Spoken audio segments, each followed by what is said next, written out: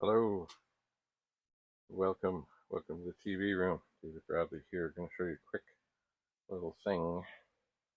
Here we have a monitor. It works. I know it works. If I hold the power switch in long enough, like I can feel my arm tickling from stuff.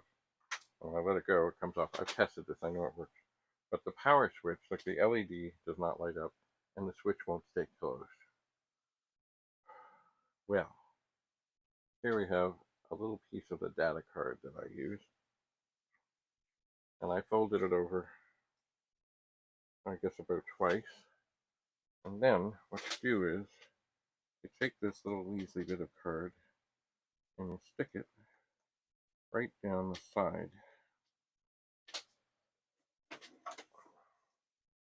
of where the switch is. And I just had this working, so just bear with me. It takes a little figuring, but there's just enough space. Well, usually. Hang on. Excuse me 1 second. Oh, why does this always have to not work when I go to show it? Okay. There. We got it upright. I could try it on this side as well. No, I don't think it's gonna. Oh, yeah. Okay, so there. You take the little paper, or a skinny card, like a business card thing, if you ever have a business card around, and you stick it in there. And now I know if I pull it out, see, the monitor was on. All right, we'll try that again. See, this time, okay, get it stuck in there. Push the button, and it stays in. And now you have a happy working monitor. Now you got to remember to have this on a power bar, so it's not on for days and weeks and months without you doing anything with it. But I'm thinking, like, this is a 1084, the other one behind you is a 1084S.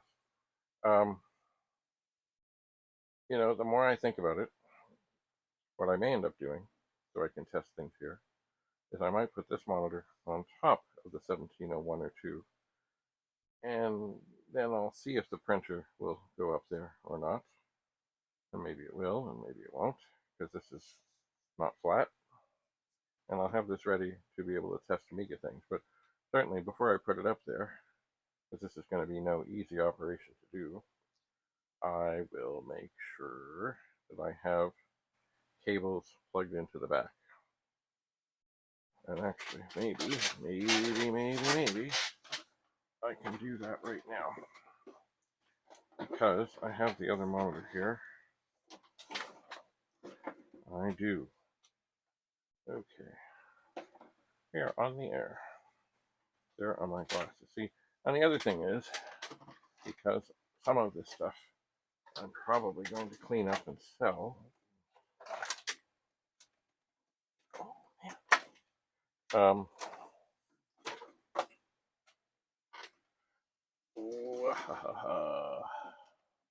Okay. Boy. I think I have this all twisted around. Okay. Okay, so that's off. Okay.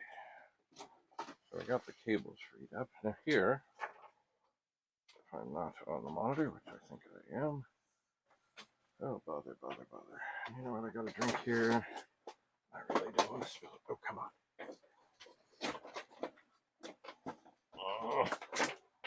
Okay. Here is an Amiga video cable. It's got one of those, 23 pin. It's got one of those. So, take that off there.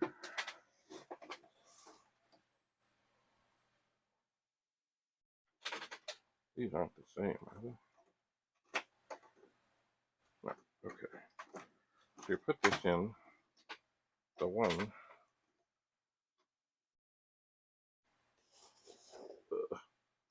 that says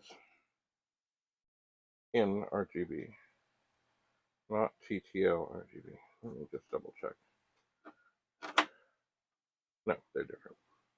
So I guess that, the TTL RGB, it might be for one of the Commodore PCs or other PC things. Now, so we put that in. Now where's that cable going? Oh golly. This should not be this difficult. But of course it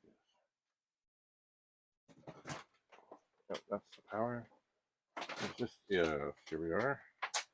So the video cable, assuming you have one from Commodore, is pretty easy to figure out. Because you put the red in the red. You put the yellow in the yellow. You put the white in the white.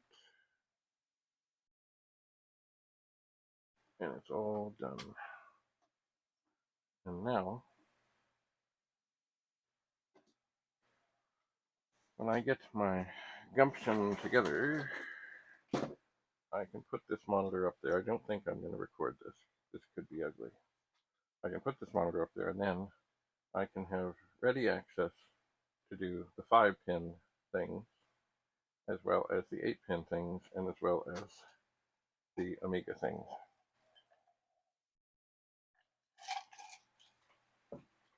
That is the plan. But the big thing about this demonstration is you got a wonky power switch. It's okay. Jam. In this case, it's a little piece of pink stuff, kind of like business card stock. Hold it once, maybe twice. Jam it in, keep the switch in, you're all good. All right. Thanks for coming. Have a lovely, lovely, lovely, lovely day. Bye for now.